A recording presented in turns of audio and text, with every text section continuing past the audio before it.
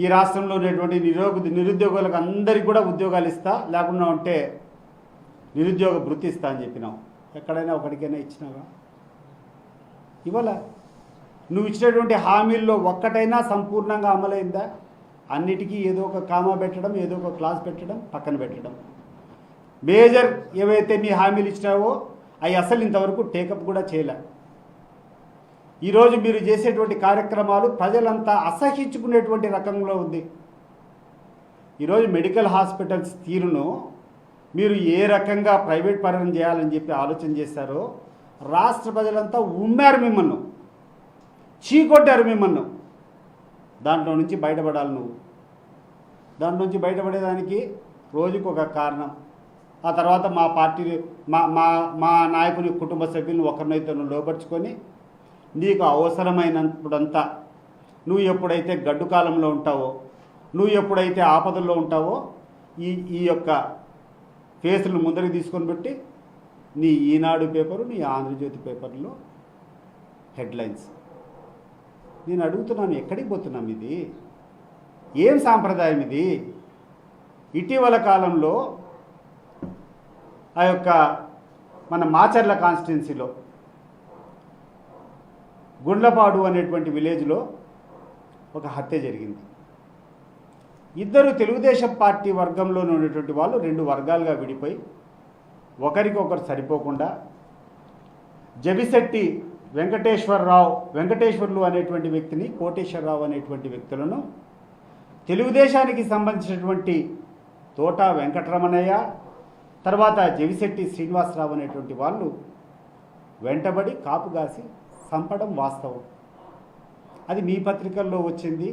ఆ రోజు ఏ వాహనంతో అయితే వీళ్ళు దాడి చేశారో దాంట్లో క్లియర్గా JBR అంటే జూలకంటి బ్రహ్మానందరెడ్డి అని చెప్పేసి ఆ స్కార్పియో వెనకల పెద్ద లోగో ఉంది. అదే వాహనాన్ని నడుపుతూ ఎవరైతే హంతకులు ఉండారో వాళ్ళ పక్కన బ్రహ్మానందరెడ్డి పోయేటువంటి ఫోటోలు ఉన్నాయి, విజువల్స్ ఉన్నాయి. ఇవి పక్కన పెట్టి ఏమీ సంబంధం లేనటువంటి మా పార్టీ నాయకులు పిన్నెల్లి రామకృష్ణారెడ్డిని ఆ హత్యలో మీరు చూపిస్తారా? ఏమండి పోలీసులు, మీకు కూడా చెప్తున్నాం, ఇది సమంజసమా? అధికార పార్టీ ఉంటే అధికార పార్టీకి ఏ రకంగా అంటే ఆ రకంగా మీరు దాసోహమై వాళ్ళు చెప్పినటువంటి స్క్రిప్ట్లో అమాయకులందరినీ తీసుకొని వచ్చి కేసుల్లో పెడతారా? ఏం సాంప్రదాయం ఇది? దయచేసి నేను చెప్తున్నా, ఈ పద్ధతి మీరు మానుకోకుండా ఉంటే మీకున్నటువంటి ఈ సునకానందం ఏదైతే ఉందో, ఈ సునకానందం 2 రోజులు 3 రోజులు మీ పేపర్లో రాసుకుంటారేమో. 3 సంవత్సరాలు అయిన తర్వాత ఈ ప్రభుత్వాలు ఏమి మీకు అండగా ఉండవు. ఈ 3 సంవత్సరాలు పక్కన పెట్టు. దీని తర్వాత భగవంతుని కూడా నువ్వు సమాధానం చెప్పుకోవాలా. పైకి పోయిన తర్వాత భగవంతుని కూడా నువ్వు సమాధానం చెప్పుకోవాలా. నువ్వు చేసేటువంటి నికృష్టమైనటువంటి పనులకు ఓసారి ఆలోచన చేయి. రాజశేఖర రెడ్డి గారి మరణానికి కంటే ముందు అసెంబ్లీలో నువ్వు మాట్లాడావు. నువ్వు ఎట్లా తిరిగి వస్తావో అసెంబ్లీకి చూస్తా అని చెప్పి నువ్వు చేసినటువంటి చంద్రబాబు నాయుడు గారు చేసినటువంటి ప్రసంగం అసెంబ్లీలోనే ఉంది. దాని తర్వాత ఒక 4-5 రోజులకు రాజశేఖర రెడ్డి గారు మరణించారు హెలికాప్టర్ క్రాష్లో. నువ్వే కదా ముద్దాయి దాంట్లో. నువ్వు ఆ రకమైనటువంటి సవాల్ విసిరిన తర్వాత ఆ యొక్క కేసు నీ మీద పెట్టాలనా లేదా? చంద్రబాబు నాయుడు గారు మీరు చెప్పండి. మరి నువ్వు అసెంబ్లీ సాక్షిగా అసెంబ్లీలో కూర్చొని తిరిగి ఈ సభకు ఎట్లొస్తావో నేను చూస్తా అని చెప్పి మీరు మాట్లాడినారే. మరి రాజశేఖర రెడ్డి గారు మరణించిన తర్వాత నువ్వేనా ఏమని ముద్దాయి దాంట్లో? ఈ రాష్ట్రంలో నువ్వు అధికారంలోకి వచ్చిన తర్వాత గడిచిన 2 సంవత్సరాల్లో 21 హత్యలు జరిగాయి. ఈ 21 హత్యలు ప్రభుత్వం స్పాన్సర్ చేసినటువంటి హత్యలు కాదా? మరి ప్రభుత్వం పెద్ద అయినటువంటి నీకు ప్రతి ఒక్క దాంట్లో భాగం ఉండి ప్రతి ఒక్క దాంట్లో నిన్ను ఏమని ముద్దాయిగా పెట్టాలనా లేదా? చంద్రబాబు నాయుడు గారు ఒకసారి ఆలోచన చేసి చెప్పు. ఏం మాట్లాడుతున్నాం, ఏం చేస్తున్నాం? కనీసం మాట్లాడేటప్పుడు కనీసం విద్యుత్ ధర్మం కొంచెమన్నా, అరే నా వయసు పైబడిపోతూ ఉంది, నేను కూడా ఈరోజు కాకుంటే రేపు 10 లోపాలకు పోవాలా, కొంతన్నా పాపాలు చేస్తే ఆ పాపాలకు ప్రక్షాళన చేసుకోవాలా, పాశ్చాత్యం పడాలనేట్టు పోయి రోజు రోజుకు అధ్వానమైనటువంటి నీ తీరును అనకాపల్లిలో పోయి నువ్వు మాట్లాడతావా? అనకాపల్లిలో పబ్లిక్ మీటింగ్లో నువ్వు వివేకానంద రెడ్డి హత్య గురించి మాట్లాడతావా? ఎవరు ఆపారండి? చంద్రబాబు నాయుడు గారు ఎవరైనా ఆపారా? జగన్మోహన్ రెడ్డి గారు ఈరోజు అధికారంలో ఉన్నారా? జగన్మోహన్ రెడ్డి గారు ఏమన్నా కోర్టులో పిటిషన్ వేసుకొని వివేకానంద రెడ్డి హత్య కేసు జరగకూడదని చెప్పి ఏమైనా పిటిషన్ వేసుకొని ఆపుకుంటున్నారా? నీ నీచ రాజకీయం కోసం, నీ చేతగానితనం కోసం ఒక ట్రంప్ కార్డు మాదిరి వాళ్ళ కుటుంబ సభ్యులు, జగన్మోహన్ రెడ్డి గారి కుటుంబ సభ్యులు ఇద్దరిని లోబర్చుకొని వాళ్ళతో పిటిషన్లు వేయించుకుంటూ నీకు ఎప్పుడు గడ్డుకాలం వస్తుందో నువ్వు మాట్లాడినట్టు మాట్లాడడము, వాళ్ళకు కావాల్సినటువంటి మేలును అందజేయడం. రాష్ట్ర ప్రజలందరూ ఏమన్నా పిచ్చోళ్ళు అనుకున్నారా? చెవులు పూలు పెట్టుకున్నావా అనుకున్నావా? ఎప్పుడు నీకు ఇబ్బంది ఉంటే వాళ్ళిద్దరూ ఫోకస్ వచ్చి వివేక హత్య కేసు జరుపు సార్, ట్రైలు తొందరగా జరిపితే మేము కూడా చూడాలని ఉంది.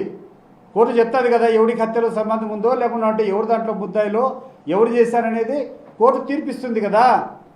ఎవడైతే దస్తగిరి అనేటువంటి వ్యక్తి ఈ హత్య చేశాడో వాడికేమో నువ్వు గన్మెన్లు, నువ్వు ప్రొటెక్షన్లు, వాడేమో బయట తిరగాల.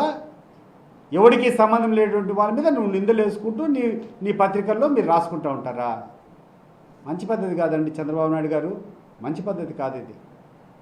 ఇప్పటికైనా మీరు మేల్కోకపోతే, ఇదే రకమైనటువంటి దుష్ప్రచారం జరిగితే ప్రజలు సరైనటువంటి సమయంలో మీకు బుద్ధి చెప్తారు. ఈరోజు రాష్ట్రంలో అనేక సమస్యలు ఉన్నాయి, నువ్వు ఇచ్చినటువంటి హామీలు ఉన్నాయి, నువ్వు చేసేటువంటి కొల్లగొట్టేటువంటి ఈ రాష్ట్ర ఖజానానంతా కొల్లగొట్టేటువంటి విధానం ఈరోజు ఎక్కడ చూసినా చర్చనీయాంశమైంది.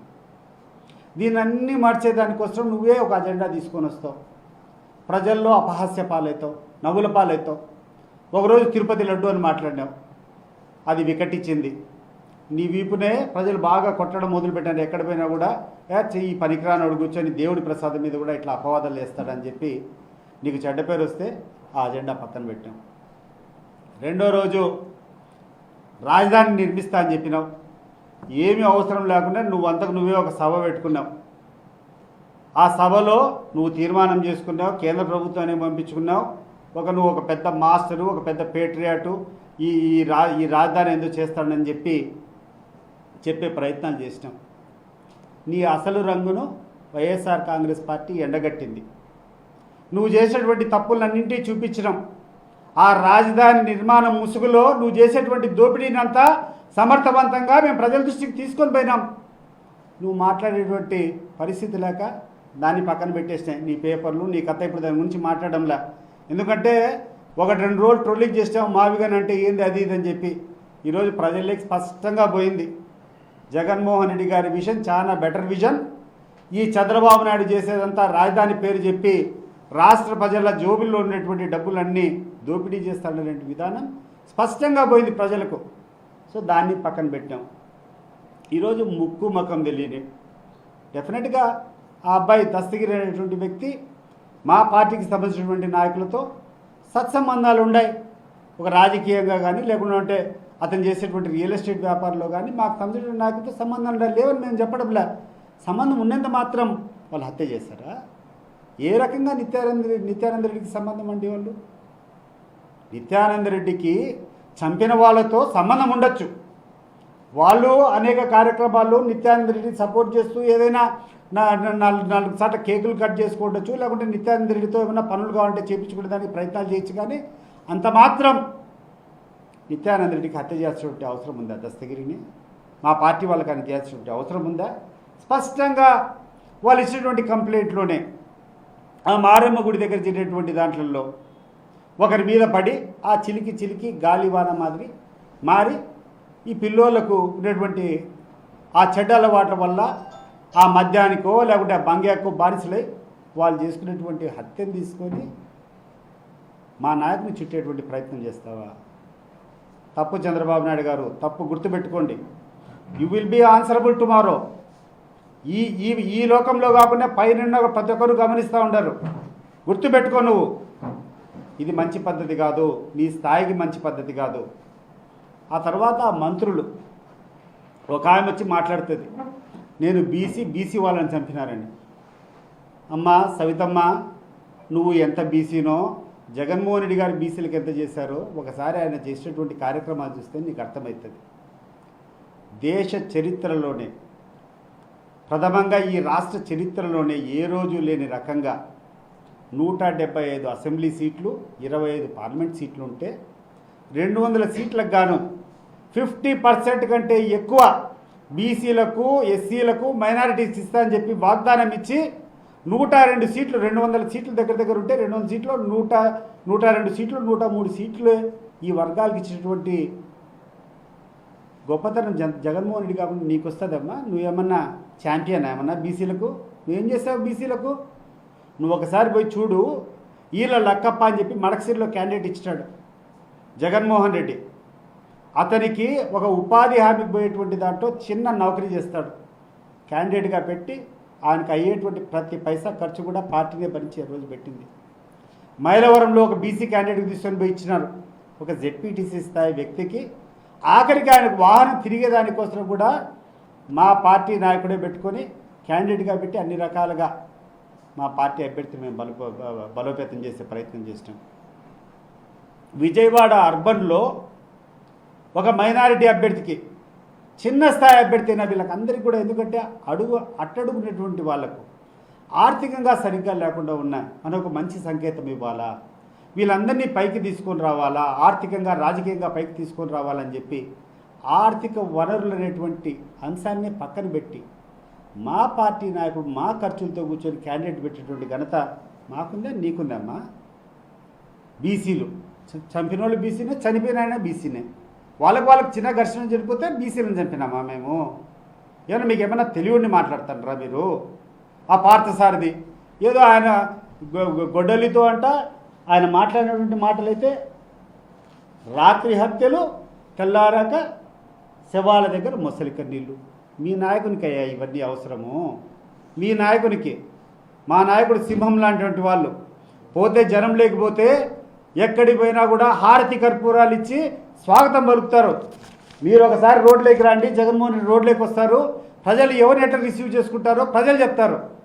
అంతేగాని నీ ఎట్లాంటి చౌకబారు నాయకులందరూ కూర్చొని స్టేట్మెంట్లు ఇస్తే మా నాయకుడు ఏం మసకబారడు.